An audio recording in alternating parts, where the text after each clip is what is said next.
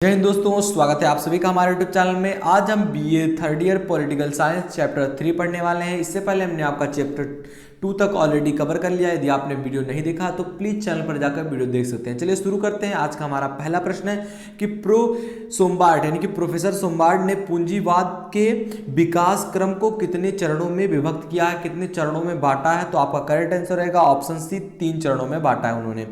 आइए अगले प्रश्न की ओर बढ़ते हैं। दूसरा प्रश्न क्या कह रहा है कि प्रारंभिक पूंजीवाद को प्रोफेसर सोमबार्ड ने कब से कब तक रखा है? उन्होंने कब से कब तक रखा है? तो आपका करेक्ट आंसर रहेगा ऑप्शन सी, 13वीं शताब्दी से मध्यकाल से 1760 तक, यानी कि 13वीं शताब्दी के जो मध्यकाल था इससे 1760 ईस्वी तक उन्होंने बांटा है। तो आपका करेक्ट आंसर ऑप्शन सी हो जाएगा। आइए अगले प्रश्न की ओर बढ़ते हैं। तीसरा नंबर का प्रश्न क्या कह रहा है कि अध्ययन की दृष्टि से पूंजीवाद को कितने चरणों में बांटा जा सकता है? तो 3 चरणों में बांटा जा सकता है। आपका करेक्ट आंसर ऑप्शन सी हो जाएगा। चौथा प्रश्न क्या कह रहा है कि जो आपका निर्बंध है पूंजीवाद के प्रतिपादक है, कौन है इसके प्रतिपादक? तो आपका करेक्ट आंसर रहेगा ऑप्शन सी, एडम स्मिथ। पांचवा प्रश्न क्या कह रहा है कि an inquiry into the native of causes of wealth of nations के लेखक कौन है? तो आपका करेक्ट आंसर रहेगा ऑप्शन ए, एडम स्मिथ। आइए अगले प्रश्न की ओर बढ़ते हैं। हमारा अगला प्रश्न है 6वां नंबर का। ये क्या कह रहा है कि वाणिज्य पूंजीवाद काल है, कौन सा काल है? तो आपका करेक्ट आंसर रहेगा ऑप्शन ए, 16वीं शताब्दी के आरंभ से 18वीं शताब्दी के मध्य तक वाणिज्य पूंजीवाद काल था। 7वां नंबर का प्रश्न क्या कह रहा है कि कैपिटलिज्म, सोशलिज्म एंड विलाज्म नामक पुस्तक के लेखक कौन है? तो आपका करेक्ट आंसर रहेगा ऑप्शन डी, डॉक्टर भारतन कुमारप्पा ने कैपिटलिज्म, सोशलिज्म एंड विलिज्म नामक पुस्तक को लिखा है। तो आपका करेक्ट आंसर ऑप्शन डी हो जाएगा। आइए अगले प्रश्न की ओर बढ़ते हैं। 8वां नंबर का प्रश्न क्या कह रहा है कि उपभोक्ता की सत्ता से क्या अभिप्राय है? जो उपभोक्ता होती है इसकी सत्ता से क्या अभिप्राय है? तो आपका करेक्ट आंसर रहेगा ऑप्शन सी, पूंजीवाद में उपभोक्ता एक बादशाह की तरह होता है, एक बादशाह होता है। तो यह आपका करेक्ट आंसर हो जाएगा इसके लिए। 9वां नंबर का प्रश्न क्या कह रहा है कि निम्न में से रोजगार सिद्धांत का प्रतिपादन किसने किया? तो आपका करेक्ट आंसर होगा option A, professor J M Keen ने किया था। 9वां नंबर का प्रश्न क्या कह रहा है? 10वां नंबर का प्रश्न कि निम्न में से किसने कहा, ऐसा कौन कहते हैं कि संतुलन पूर्ण रोजगार के बिंदु पर नहीं मिलता बल्कि पूर्ण रोजगार स्तर से पहले ही अर्थव्यवस्था संतुलन की दशा प्राप्त कर लेती है? ऐसा कहने वाले कौन है? तो आपका करेक्ट आंसर रहेगा प्रोफेसर जे एम कीन्स। आइए अगले प्रश्न की ओर बढ़ते हैं। 11 नंबर का प्रश्न क्या कह रहा है कि किसके अनुसार पूंजीवाद आर्थिक संगठन की वह प्रणाली है जिसमें प्रकृतितंत्र एवं मानव निर्मित पूंजी पर व्यक्तियों का निजी आधार होता है और इनका प्रयोग वे अपने लाभ के लिए करते हैं? तो ऐसा कहने वाले कौन है? तो आपका करेक्ट आंसर होगा ऑप्शन सी, लॉक एवं हूट। आइए अगले प्रश्न की ओर बढ़ते हैं। हमारा अगला प्रश्न क्या कह रहा है कि MCM सूत्र किसकी रचना है? जो ये रचना है ये किसने की? तो आपका करेक्ट आंसर रहेगा मार्क्स ने ही ऐसा रचना की थी, MCM। 13 नंबर का प्रश्न क्या कह रहा है कि MCM में यम का क्या अर्थ है? तो MCM में यम का क्या अर्थ है? मनी या धन या मुद्रा। मनी आप कह सकते हैं या धन या मुद्रा यम में, MCM में यम का अर्थ।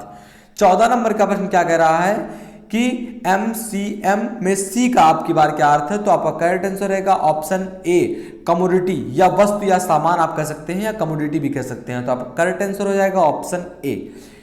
15 नंबर का प्रश्न क्या कह रहा है कि किसके अनुसार यदि संरक्षणवादी नीतियां नहीं अपनाई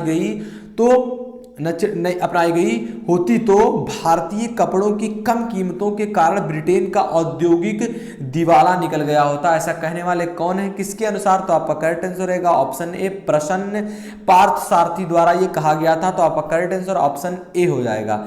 आइए अगले प्रश्न की ओर बढ़ते हैं। 16 नंबर का प्रश्न क्या कह रहा है कि अमेरिकी जो विनिर्माण के जनक कौन है? अमेरिकी विनिर्माण के जनक कौन है? तो आपका करेक्ट आंसर रहेगा ऑप्शन सी, सैमुअल स्टेलर अमेरिकी विनिर्माण के जनक हैं। 17 नंबर का प्रश्न क्या कह रहा है कि निम्न में से किसने तकनीकी ज्ञान की चोटी के आधार पर अमेरिका में धागा मिल बनाई? धागा मिल जो था इन्होंने बनाई, किसने बनाई? तो आपका करेक्ट आंसर रहेगा सैमुअल स्लेटर ने ही ये धागा मिल बनाई थी।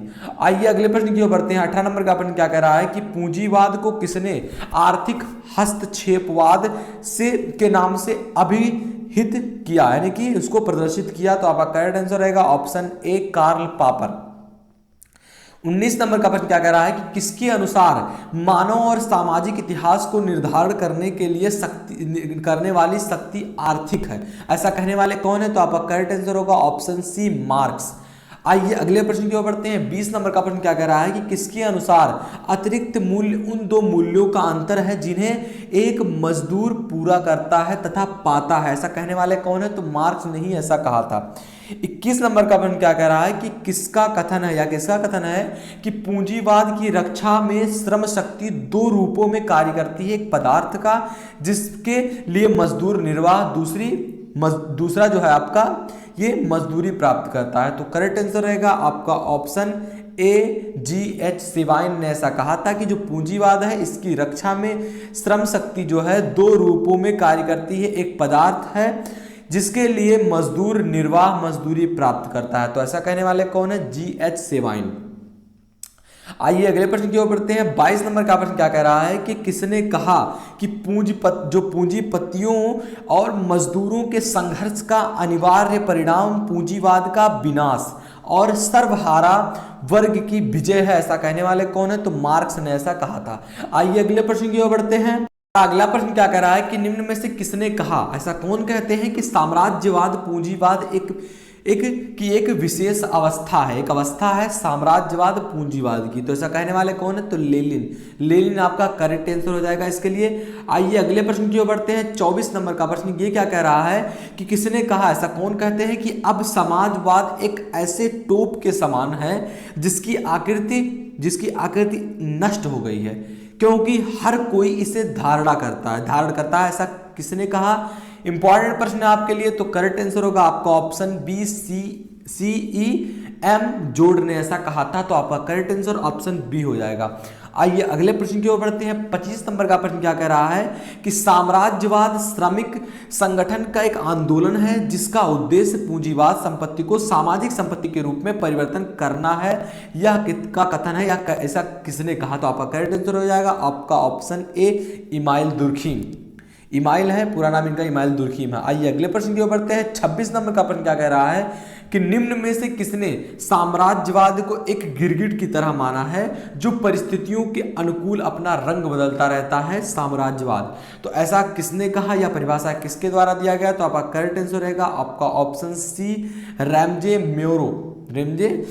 मेयर ने ऐसा कहा था। तो आपका करेक्ट आंसर ऑप्शन सी हो जाएगा।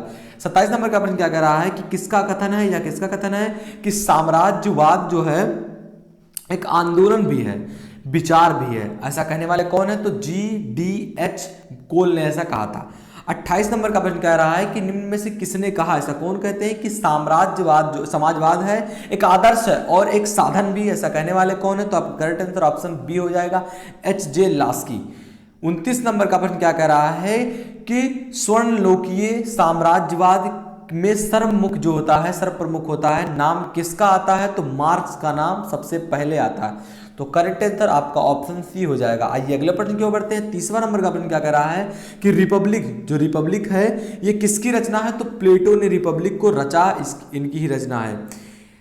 आपका 31 नंबर का प्रश्न क्या कह रहा है कि निम्न में से किसने समाज के तीन वर्ग यानी कि शासक जो है, प्रहरी और उत्पादक की कल्पना की है? तो कल्पना की है कि जो समाज है ये 3 वर्गों में बटा हुआ है, शासक, प्रहरी और उत्पादक जो उत्पादन करता है। 32 नंबर का प्रश्न क्या कह रहा है आपका कि यूटोपिया की रचना किसने किया? जो यूटोपिया है इसके रचनाकार कौन है? तो करेक्ट आंसर रहेगा आपका ऑप्शन सी, सर टामर मूर। 33 नंबर का लास्ट प्रश्न आपका क्या कह रहा है, सर टामर मूर कहाँ का निवासी था? तो यह इंग्लैंड का निवासी था। इंपॉर्टेंट प्रश्न आपके लिए। तो दोस्तों ये था आज का प्रश्न। आशा करते हैं आपको वीडियो पसंद आए होगी। वीडियो पसंद आए तो प्लीज लाइक करना, चैनल पर नए हो तो चैनल को सब्सक्राइब कर लो ऐसे वीडियोस पाने के लिए। मिलते हैं आपसे अगली वीडियो में, तब तक के लिए जय हिंद, जय भारत।